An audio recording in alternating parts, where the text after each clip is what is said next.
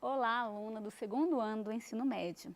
Sou Viviane Soares, professora de História, e estou aqui hoje para a gente ter uma aula cujo tema é mercantilismo e o tráfico negreiro. Vamos lá? Na aula de hoje, vamos estudar um pouco sobre o mercantilismo e a sua relação com o tráfico de pessoas. Espera-se que ao final dessa aula você seja capaz de compreender como o mercantilismo impulsionou a escravidão de pessoas e o tráfico negreiro e analisar o papel do movimento abolicionista no processo de luta pela liberdade dos cativos no Brasil. Então, antes da gente trabalhar, entrar aí no nosso assunto, vamos contextualizar e conceituar. Então, quando a gente fala aí em mercantilismo, em tráfico negreiro, eu estou falando de que período e o que eu estou querendo dizer, Então, primeiramente, o mercantilismo, ele é um conjunto de ideias e práticas econômicas que são desenvolvidas e adotadas na Europa entre os séculos XV e XVIII, durante a fase do capitalismo comercial. Então, a gente vai entender que no mercantilismo, a gente tem uma interferência do Estado na economia, Então, o Estado, ele vai controlar a economia. Então, são princípios básicos para que esse Estado se fortaleça e consiga uma acumulação maior de capital. E o tráfico negreiro, ele refere-se à migração forçada de povos, de negros africanos que vêm para a América, e em sua maioria, em grande parte, eles vêm para o Brasil, para ser aí, atuar como força de trabalho. Vamos tratar então um pouquinho sobre o mercantilismo, como que ele funcionava e quais as práticas adotadas por esses estados que seguem o mercantilismo como política econômica. Então, olha, os objetivos do mercantilismo eram acumular ouro e prata e fortalecer o poder real. Então, nesse período que a gente está trabalhando, o poder de um rei, o poder de um governo, ele era medido pela quantidade de metais que possuía. Por isso, esse desejo, essa necessidade de conquistar mais ouro, de ter mais prata, E ao possuir mais metais, isso significava imediatamente que o governante possuía mais poderes, Então, era uma forma de fortalecer aquele Estado. E quais os meios para conseguir isso? Então, nós temos aí o protecionismo, que são práticas que vão tentar proteger aí a economia nacional, o produto aí daquele país. Então, são colocar impostos para a entrada de produto estrangeiro, facilitar o acesso aos produtos daquele próprio país. Então, isso está dentro dessa política protecionista. A palavra já diz mesmo, de proteção por parte do governo. Balança comercial favorável, é buscar um equilíbrio. Quanto que o país compra de outro país? Quanto que ele vende para outro país?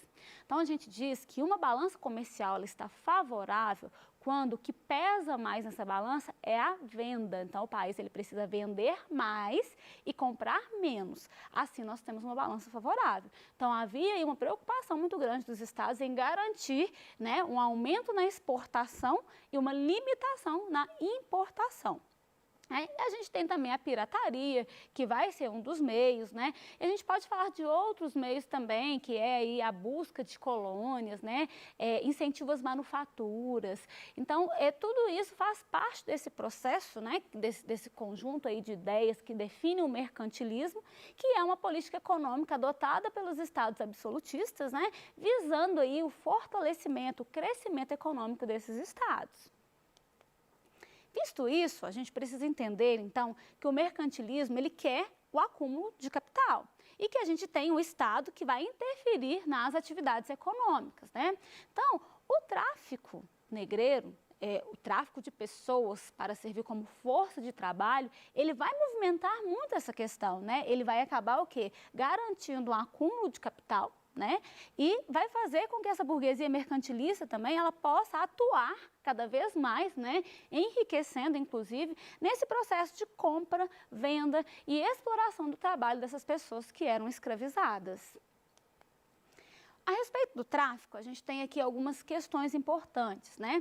A gente tem o processo de captura do negro, né? Que ele poderia se dar por várias vias, né? A gente tanto tinha o processo de emboscada, como a gente tinha as negociações, né? Que eram realizadas. Então, a gente precisa compreender que já existia escravidão na África antes de ela ser trazida para o Brasil, mas entender que ela existia dentro das peculiaridades locais, né? Dentro de um contexto. Geralmente, a gente tinha aí rivalidades, né? Algumas brigas mesmo entre grupos étnicos diferentes, e o resultado disso podia ser a escravização do povo inimigo.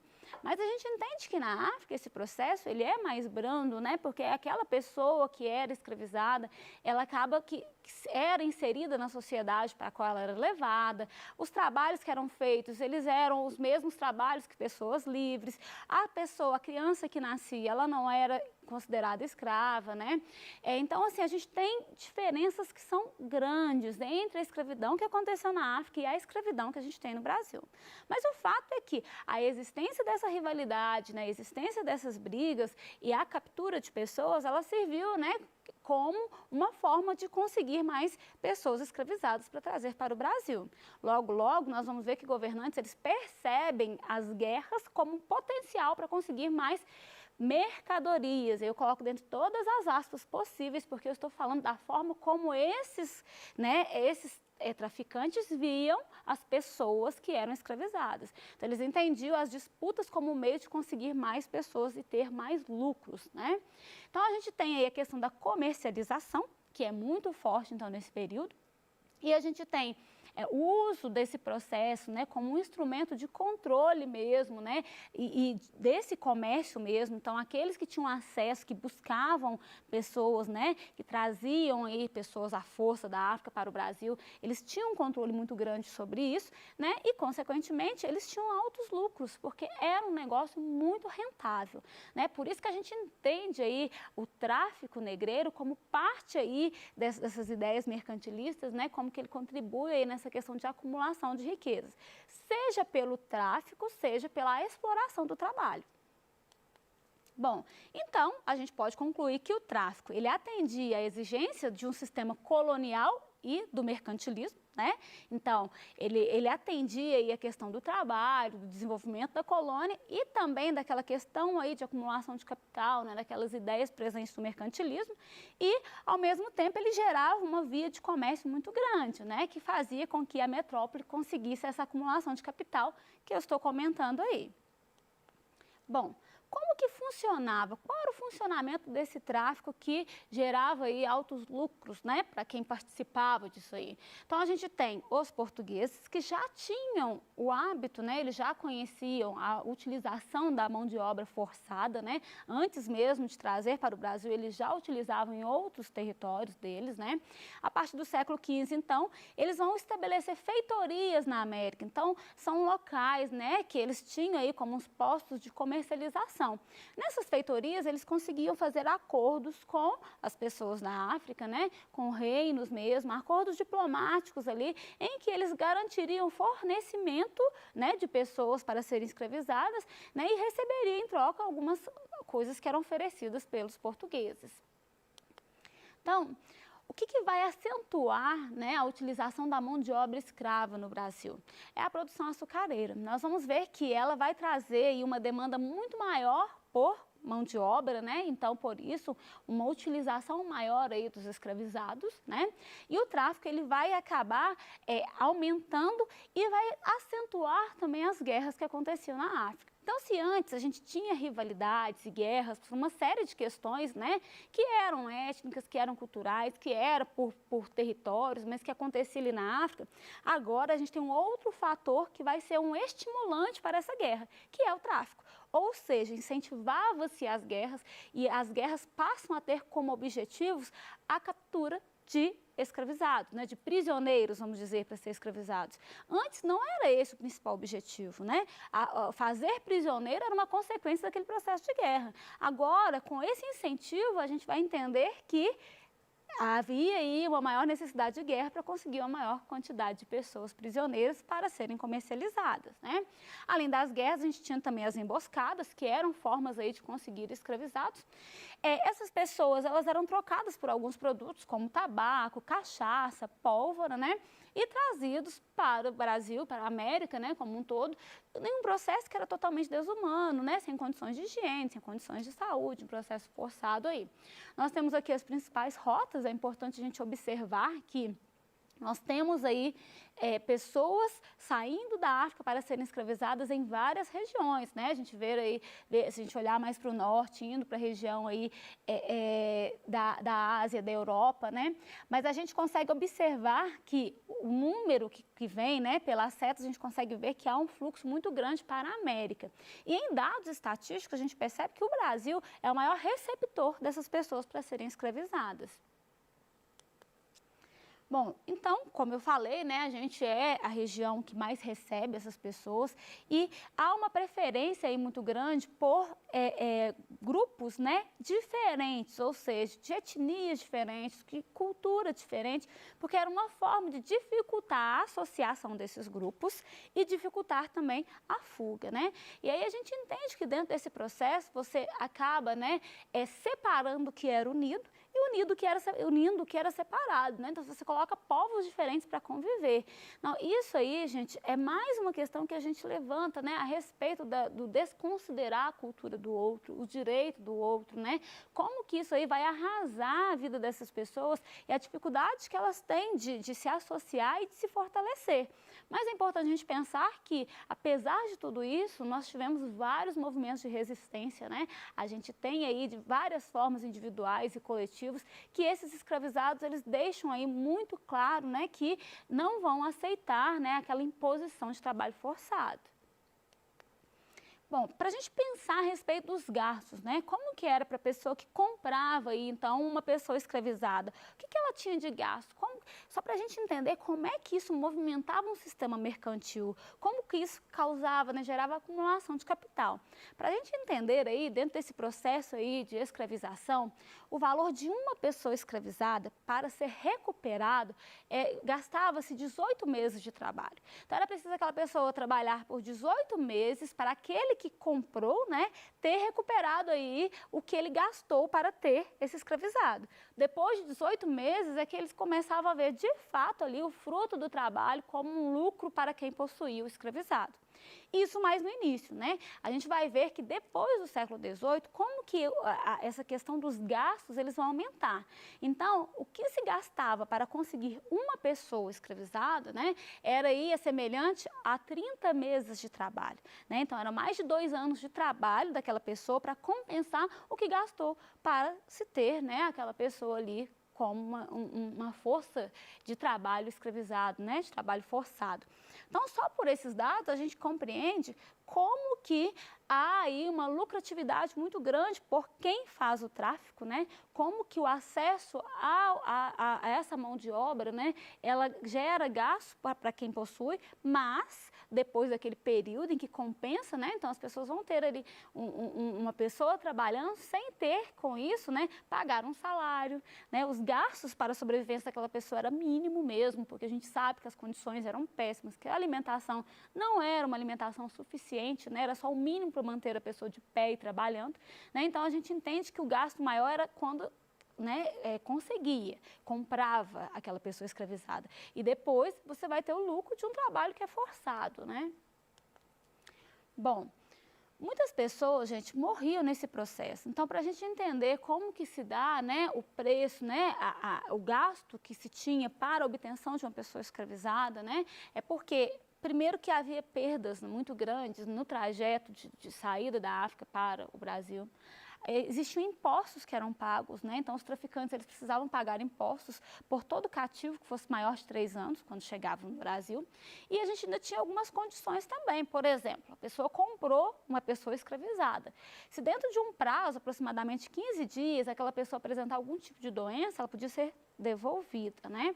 Então, eu estou falando dessas características do ponto de vista mercantil, né, que a gente entende que na condição humana é algo totalmente condenável, né, a gente perceber como que se colocavam pessoas, né, como se fossem mercadorias mesmo, né, objeto aí de compra e utilização, né, como que se desconsidera totalmente esse lado humano em prol aí de uma questão de acumulação de riqueza, uma questão aí, né, de acumulação de capital mercantil. Bom, a gente tem outros fatores que vão ajudar a gente a compreender como é que cada vez mais vai se dificultar aí, né, a vinda, né, forçada aí desses escravizados. Então, a gente tem a Lei Eusébio de Queiroz, que é uma lei que ela é feita devido a pressões que a Inglaterra já fazia, né, com o Brasil para que abolisse a escravização. Então, essa lei, ela é decretada em 1850 e ela define que o tráfico ele é proibido, né? Então, a gente não poderia mais ter tráfico. Então, ela é fruto dessas pressões da Inglaterra e aí, então, uma resposta do Brasil a essas pressões é a criação da Lei Eusébio de Queiroz, né? Aí a gente sabe que a importação de pessoas para trabalhar como escravizados, ela passa a ser vista como pirataria. Por isso, ela está sujeita à punição, né, a penalidades. Então, se fosse pego um navio transportando, né, pessoas aí para serem escravizadas, o escravizado ele seria devolvido ao seu lugar de origem, se aquilo fosse possível. Se não fosse possível, ele ficaria sob a tutela do Estado, né? E os envolvidos, eles sofreriam as penalidades que estavam previstas. Então, a gente entende que a Lei Eusébio de Queiroz, ela dá uma barrada, né, nesse processo aí de tráfico. Mas vamos pensar nessa lei aí. Com a Lei Eusébio de Queiroz, a escravidão acabou? O que você acha? Sim? A escravidão, né, ela acabou porque os riscos eram muito grandes, né, porque aí diminuísse a demanda por escravizados, já que eles se encareceram? Ou você acha que não? Que o valor encareceu muito, mas o tráfico e a escravidão permaneceram. Pensem comigo, a Lei Eusébio de Queiroz põe fim ou não põe fim, né? Não, né, gente? Então, a gente vai ver que há um encarecimento do valor do escravizado, né? Mas o tráfico intercontinental, a gente entende a dificuldade, mas a gente tem um tráfico muito grande interprovincial, então, dentro do próprio país ele continua, né? A gente sabe que gradativamente ele vai diminuindo, principalmente o intercontinental, mas aí a gente precisa de um processo maior. E a escravidão, ela não termina com essa lei, porque a lei, ela põe fim ao tráfico, então não pode vir mais, né? Mas os que estão aqui, eles permanecem como escravos. Bom, o comércio interno ele vai crescer muito por causa disso, né? Então, se não traz escravo, a solução é comercializar entre aqueles que já existiam, né, no Brasil. Bom, gradativamente a gente vai entender que esse processo aí, que esse tráfico ele vai, né, diminuir. No ano de 1888 a gente chega, né, à abolição, que é um processo de muitas lutas, né? E nós temos aqui algumas leis abolicionistas que em outras aulas a gente já teve oportunidade de falar sobre elas, né? Que a gente entende aqui elas como caminhos, né, degraus aí para que se chegue até a abolição, que é a lei do ventre livre, né, que declarava que as crianças que nascessem após essa lei seriam livres, a lei do sexagenário, que os escravos idosos também seriam libertos, e a lei áurea, por fim. A gente sabe que todas essas leis têm limitações, inclusive a lei áurea, que embora declara o fim da escravidão, não repara todos os danos, né, que a escravidão gerou. Então, a gente sabe que é um processo que a Lei Áurea culmina com a libertação, mas é um processo ainda de muita luta a partir daí, né? Uma questão muito importante para a gente tratar é o movimento abolicionista, que vai ser aí, além da influência externa, né, da Inglaterra, a gente entende que o movimento abolicionista ele é muito forte dentro do Brasil e vai contribuir. Então, a gente tinha pessoas de várias classes sociais que atuaram aí contra a escravização de pessoas, né? A resistência à escravidão, né, por parte mesmo dos escravizados, também faz parte desse movimento abolicionista. Eles lutavam tanto por vias legais, ou seja, né, advogados que defendiam os escravizados, né, que tentava por meios legais aí interferir naquela situação, como também por vias ilegais, né, como transportando os escravizados que fugiam, né, tentando levá-los para o Ceará, porque o Ceará ele conseguiu abolir a escravidão antes da abolição do Brasil como um todo. Então esse era um ponto importante, tentar tirar a pessoa de qualquer outra região e levar para o Ceará, porque lá ela estaria livre. Não são movimentos que vão acontecer por parte dos abolicionistas, né? E como fica após a abolição? Então a gente sabe que a falta de acesso acesso à terra, a gente sabe que há falta de acesso à educação, né? Que há falta de oportunidade, que há marginalização, nós já até falamos sobre isso em outras aulas, então é importante a gente entender que há um limite muito grande, não ficou tudo resolvido, ainda há muita luta, ainda há muito por se resolver, né? Vamos retomar aqui rapidamente? Eu sempre indico, gente, eu recomendo que a gente faça um mapa conceitual, porque é uma forma de a gente, né, trazer de novo as ideias, aquilo que foi tratado na aula de hoje. Então, sobre mercantilismo e tráfico, eu trago aqui algumas ideias, como nós falamos de acúmulo de capital, atividades lucrativas, escravização de pessoas, falamos de algumas práticas econômicas, de fortalecimento do poder do rei, e você pode ir criando outras ideias que lhe remetam ao que foi tratado hoje. Vou deixar uma questão, né, nos slides para que você possa fazer depois e te aguardo numa próxima aula. Até mais!